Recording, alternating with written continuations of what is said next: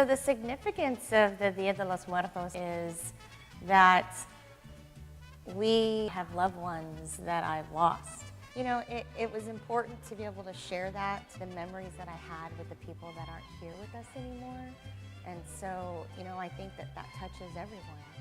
The reason that we chose Day of the Dead, we felt that it had a great presence.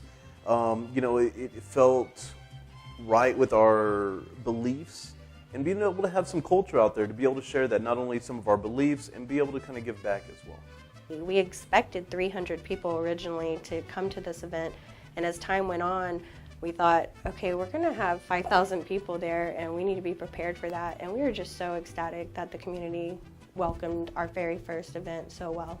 How can we reach out to the Hispanic community, the Hispanic Latino community here in New Braunfels? We considered doing a festival of the Day of the Dead. We talked about it and everybody agreed. Part of this event was to reach out to our Hispanic community, to let them know that the New Braunfels Greater Chamber of Commerce was interested in them. We need to recognize our loved ones, our friends, our family who have passed before us. And they show a certain significance in our hearts that we love them. I think it helped create the people who we are today. We all hope you enjoy this festival. They worked so hard and they really gave their heart and their souls to this event. So I hope you get how deep this tradition is in our culture, and you feel that it's done with heart and with soul. So please enjoy it, and thank you for being here. So one of the considerations that we noticed was that predominantly, you know, New Braunfels is a German city. There is a lot of Hispanic roots, and I think that was why we were able to kind of bring in and have a multicultural event, even with some of the accordion players and things that we had. So we didn't forget about the German culture as well. We were really surprised to find that a German heritage town really accepted a Hispanic tradition so well for the first time that we were doing it. And then as we went on with social media, we started seeing all these people liking it and sharing it and saying, oh my gosh, we need to go to this, and tagging all their friends in it. And we were really shocked how viral it went online. And seeing so many people there and so much diversity and so many different ethnicities come together to celebrate this event, I was shocked. We started this, we all chose this event and shared it with the Chamber of Commerce. We had a tremendous amount of support. And we really consider this a cultural event. We want them to know is that the Chamber of Commerce is interested in them, and whatever that the Greater New Braunfels Chamber of Commerce can do to help them.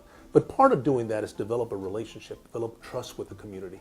And so in doing so, we developed this festival to say, look, you know, we care about you. We think that your culture is important. It plays a vital role right here in this community, and we want to celebrate it. The Dia de los Muertos Festival for here in New Braunfels is not just part of the Hispanic culture. The idea is to incorporate the different cultures. New Braunfels is a very large German town, so we just wanted everyone to come and see what it be for that person, you know. Everybody brought something. We were bringing in the culture of our Mexican Hispanic heritage. First and foremost, we knew that we had to have mariachis, and you heard them. It was phenomenal. The ballet, the folklorico, man, their colors of their dresses, and it was gorgeous. This is a German heritage town, and the accordion started with the German heritage and eventually was picked up by the Hispanic heritage. We wanted to have a tribute to that. And then, of course, we had a connection with Patsy Toran and put on this very diverse show. It turned out to please everybody in the crowd. We had reached out to the schools to create some art pieces to put into the festival. And our idea in that was that the winner of the festival art piece was going to be next year's artwork that we used. There were 200 pieces of artwork. We were blown away, and it was phenomenal. We're not just painting faces, and you know, Dia de los Muertos is not a scary thing. You know, there's meaning behind it. So not only did we have a huge influx of contestants, but that allowed us we chose our winner, or this year's poster. but one of my favorites is the ofrenda. And that's basically like the offerings that we give to our loved ones who have passed before us. So one great thing that we can do is build our own ofrenda, like things that our family member loved. Like my grandmother loved bingo, she loved her coffee and her tacos. So those are the things that we've put together for our ofrenda, and it was beautiful. But also we had beautiful paintings that were also like a backdrop or a canvas for the ofrendas, which was beautiful. The ofrenda was the center point of the festival. Do you bring things that reminded you of the people that are no longer here? The ofrenda is an offering. A lot of people misinterpret that it is an altar. It's not an altar. It is an offering for our loved ones. We begin by putting photos of our loved ones. Is it supposed to be this freestanding area, and then as all the people in the community come to join, it starts to get bigger and more colorful and more beautiful? The other elements are candles. Candles help guide our loved ones into this world. So another element is their favorite foods. We have a little dish there on the ofrenda, so that way when they arrive, their spirit arrives. It gives them that sense of, okay, I'm gonna rest now, okay? We have water, that's another element. Another element is pan de muerto. Pan de muerto is a bread, it's covered with sugar. It's shaped like a round circle, like it has an egg in the center. And so that's what you bring for your loved ones, to be able to break bread with them. And so the marigolds are supposed to have a very strong scent to also draw them to this offering. The marigold is a wonderful element. It has a distinct aroma, and the aroma helps guide the spirits into the netherworld. The papel pecado helps create the joy aspect of the ofrenda. So, because we're joyful to know that our loved ones might be coming. The sugar skulls, they're called calaveras. And the sugar skulls represents our friends and our families. We thought we were going to have maybe, 30, 40 vendors, and I believe we exceeded 60 vendors total in the event. So it was really good. Great expectations.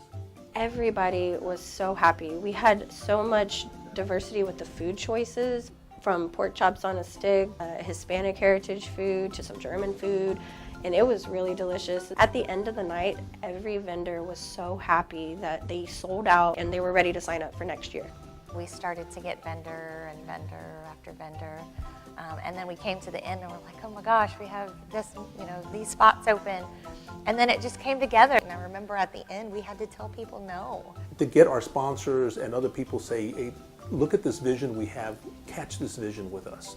And I think that as they saw the enthusiasm that we had and the support that we had from our Greater Chamber of Commerce, a lot of people came on board. It sort of crystallized at the end, and it was really a team effort that brought this event to really a great success. And so they also offered information about what Dia de los Muertos was all about. So it wasn't just the Hispanic Business Alliance, it was other organizations in New Braunfels that came together and offer education and history to the people of New Braunfels about what Dia de los Muertos meant. Having your face painted. And the symbolism behind that, it started way back when it was an Aztec tradition.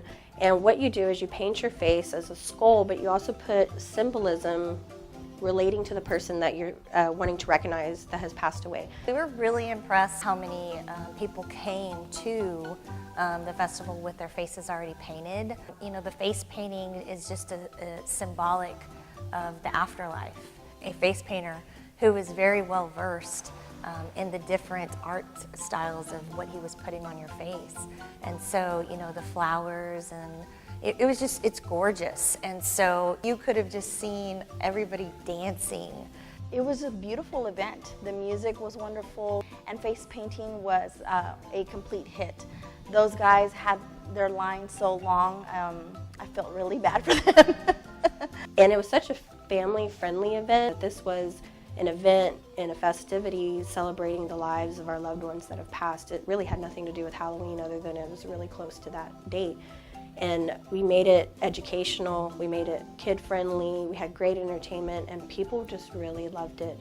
And it really was a celebration of life. Like, people were really having a great time, remembering their loved ones. Not only do we consider this a family event, but we really consider this a cultural event.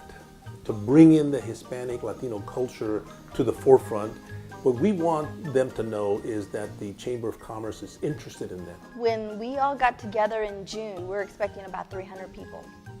And we created a Facebook event for Dia de los Muertos, and the hits were just increasing and increasing and increasing.